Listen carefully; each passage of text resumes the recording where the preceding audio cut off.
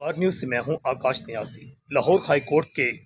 Justice Asjad गुराल, जिनका तल्लुक गुजरात से है, उनकी अदालत से चौधरी परवेज़ इलाही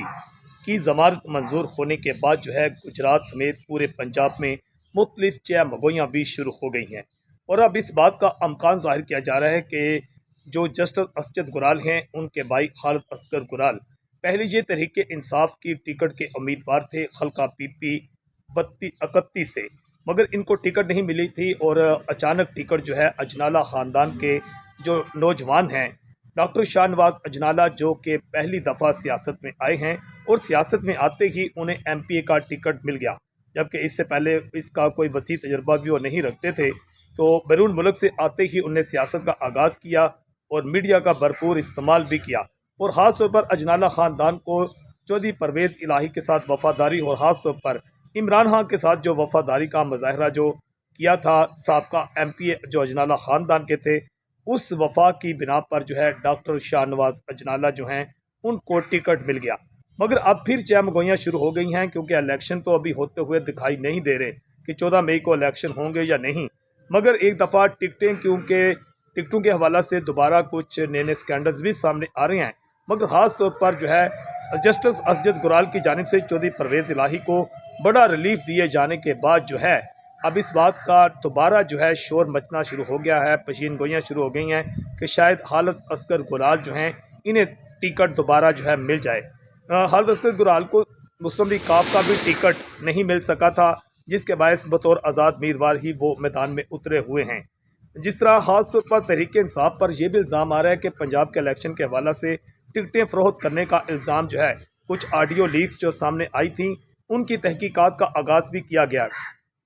और इस समय गुजरात में जो 7 टिकटें जारी हुई थी उसकी तहकीकात भी मालूम हुआ है कि अब की जा रही हैं कि कहीं गुजरात में जो दी गई 7 टिकटें हैं इनकी कोई इनको खरीदा तो नहीं गया, या ख़ास तौर पर जिस तरह इमरान खान के हवाले से इल्ज़ाम सामने आ रहे हैं कि इमरान खान से मुलाकात के लिए या टिकट के लिए ख़ास तौर पर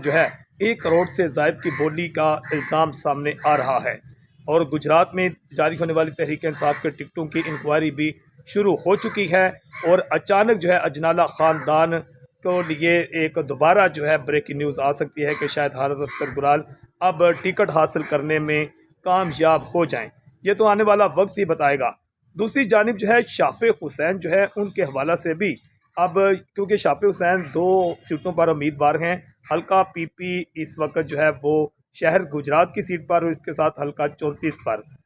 लेकिन अब ये भी इंकशाफ सामने आ रहा है कि शायद शाफिक हुसैन एक सीट से दस्तबरदार हो जाएं, और ऐसा मुमकिन है कि वो जो परवेज़ इलाही के खिलाफ उन्होंने इलेक्शन लड़ने का फ़ैसला किया है, तो हल्का PP 34 से वो दस्तबरदार हो जाएं। और मगर ये भी इंकशाफ शाफिक हुसैन ने ही एक TV प्रोग्राम में किया है कि परवेज़ इलाही उन्होंने जो शहर गुजरात के तमाम लोगों को, वोटर्स को कहा है कि वो शाफिक हुसैन को सपोर्ट ना करें, बल्कि सलीम सरवर जोड़ा को सपोर्ट किया जाए। मगर क्योंकि अब जो ज़हूर इलाही हाउस पर छापों का सिलसिला शुरू है, तो अब ये भी इत्तलात आ रही हैं कि चौधरी बरादरान अंदर से एक हैं या इनको एक बनाने की कोशिशें की जा रही हैं, तो जिसके बाद चौधरी बरादरान के ख़ानदान का कोई भी शख्स एक दूसरे के खिलाफ इलेक्शन नहीं लड़ेगा। अब इस तरह का कोई फैसला सामने आ रहा है, जिसके बाद चौधरी शाफिक हुसैन अचानक परवेज़ इलाही के हक़ में दस्तबरदार भी हो सकते हैं। ये इलेक्शन होंगे या नहीं होंगे, शाफिक हुसैन MPA बनने का ख्वाब देख रहे हैं, मगर क्या वाकई ही वो कभी MPA बन सकेंगे, इस बात का यकीन नज़र नहीं आता,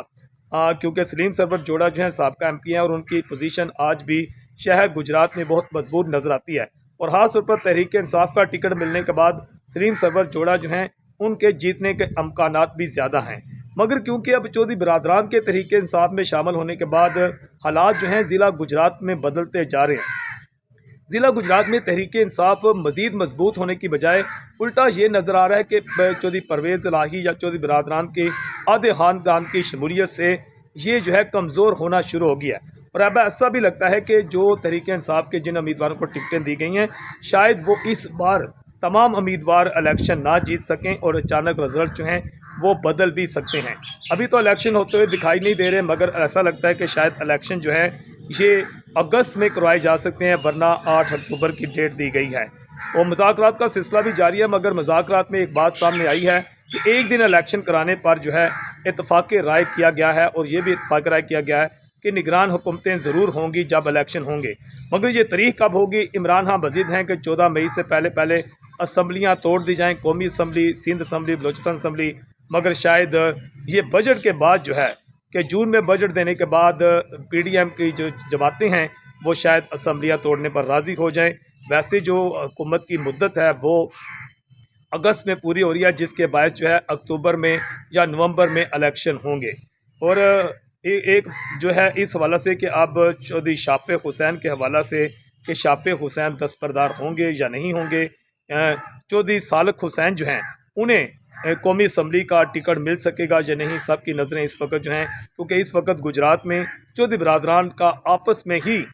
जोड़ पड़ा हुआ है और आपस में मुकाबला जारी है। ताहम हम आपको बताते चलें कि मुस्लिम लीग काफ के हवाला से या चौधरी शुजात हुसैन के हवाले से जो 3 अहम शख्सियात दावेदार थी कि उन्हें टिकट मिलेगा, उन्हें चौधरी शुजात हुसैन ने टिकट जारी नहीं किया, जिसके बाद वो जो हैं अब बतौर आज़ाद उम्मीदवार ही सामने आ रहे हैं। और इस हवाले से अब लगता है कि चौधरी बरादरान का ख़ानदान के जो अफराद हैं वो एक दूसरे के खिलाफ इलेक्शन लड़ते हुए दिखाई नहीं देंगे। पुकार न्यूज़ से मैं हूँ आकाश नियाज़।